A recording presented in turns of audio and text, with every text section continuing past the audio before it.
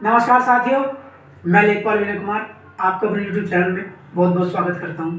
साथियों, जैसा कि हमने पिछली वीडियो में आप लोगों को बताया था कि राजस्व वाले ग्राम में दाखिल खारिज की क्या प्रक्रिया है, उसी क्रम में आज मैं आप लोगों को जानकारी देना चाहूँगा कि अगर कोई ग्राम चकबंदी प्रक्रिया के अंतर्गत है तो उसमें दाखिल खारिज की क्या प्रक्रिया है।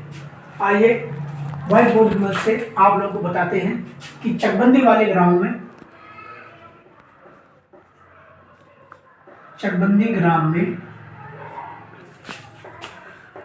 दाखिल खारिज।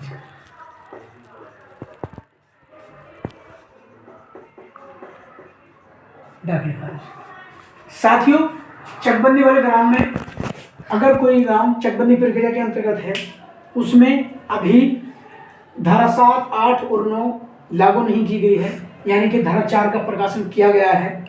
उसके कुछ दिन पश्चात चकबंदी प्रक्रिया शुरुआत होने में थोड़ा समय लग रहा है, या फिर कोई रुकावट आ रही है, या चकबंदी प्रक्रिया का कोई विरोध है, या किसी भी प्रकार की कोई समस्या है, तो उसमें दाखिल खारिज धारा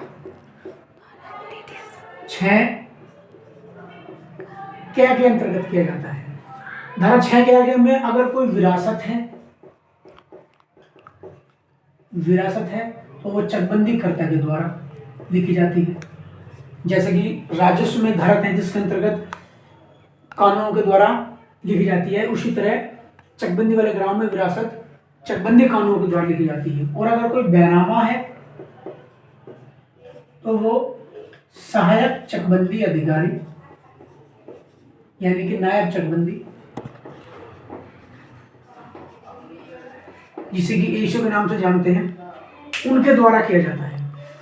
धारा 6 के में हो गया विरासत और बैनामा।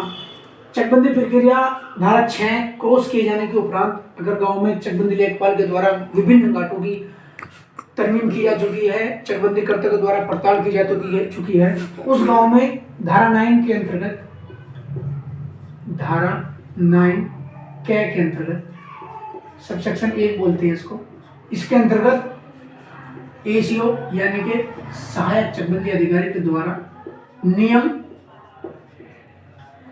25 के का पालन करते हुए समझौते के आधार पर विरासत, वसीयत या बैनामे के आदेश किए जाते हैं। अगर धारा 9 के अंतर्गत एसओ के द्वारा किसी विरासत, वसीयत या बैनामे की फाइल में कोई डिस्प्यूट पैदा हो रहा है तो उसको धारा 9 के फर्स्ट में एसओ के द्वारा उस पर रिपोर्ट लाकर धारा 9 के 2 में श्रीमान चकबंदी अधिकारी के न्यायालय में उसको प्रेषित कर दिया जाता है, और श्रीमान चकबंदी अधिकारी द्वारा धारा 9 के सबसेक्शन 2 में उस फाइल को निस्तारित किया जाता है। धारा 9 क्रॉस किए जाने के उपरांत गांव में चकबंदी की पुनरीक्षित खतौनी तैयार हो गई है, जिससे कि गांव में धारा 10 का प्रकाशन बोलते हैं। धारा 10 का प्रकाशन,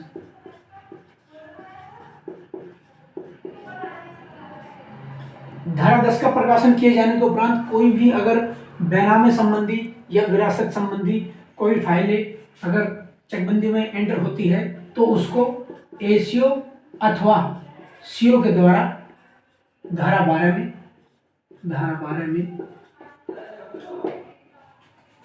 निस्तारित किया जाता है, निस्तारित किया जाता है। ठीक है। एसीओ को धारा 12 में अगर एसीओ के यहाँ पे कोई डिस्प्यूट है या उसको निस्तारित नहीं किया जा रहा है तो अपनी सुस्पष्ट आख्या के द्वारा, अपनी रिपोर्ट के द्वारा उसको चकबंदी अधिकारी न्यायालय में प्रेषित किया जाता है। क्रम से 3 धाराएं जो मैंने आपको बताई है, धारा 6, 9 और धारा 12।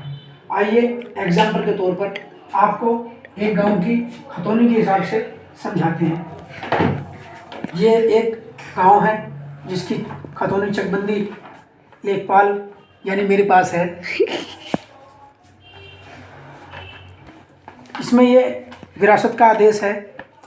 आदेश अनुसार चकबंदी कर्ता क्रमांक कितना 28/1/2021 धारा 6 के में धारा 6 की ये आपको बताई है। आदेश हुआ कि ग्राम काउद्दीन हरवंश परगना तहसील नगीना की आधार वर्ष खतौनी के खाता संख्या 15/43 से मृतक राजेंद्र सिंह पुत्र तुकमान सिंह निवासी पुरानी का नाम दर्ज होकर वैध वारिसान श्रीमती फला फला फला फला के नाम दर्ज हो। ये हो गया विरासत का आदेश धारा 6 में। धारा 6 में इसी टाइप से बैनामा का भी आदेश किया जाता है। धारा 9 में समझौते के आधार पर किया जाता है। धारा 12 की एक छोटी सी फाइल अगर आपको मैं बैनामे की दिखाऊं तो धारा 12 की इस टाइप से बैनामे की फाइलें बनती हैं, जिसमें कि पक्षकारों के नाम, ग्राम का नाम, परगना, धारा और उसका वाद संख्या किसके द्वारा निस्तार की जा रही है, ईश्व के द्वारा। उसमें समझौता लिखा जाता है।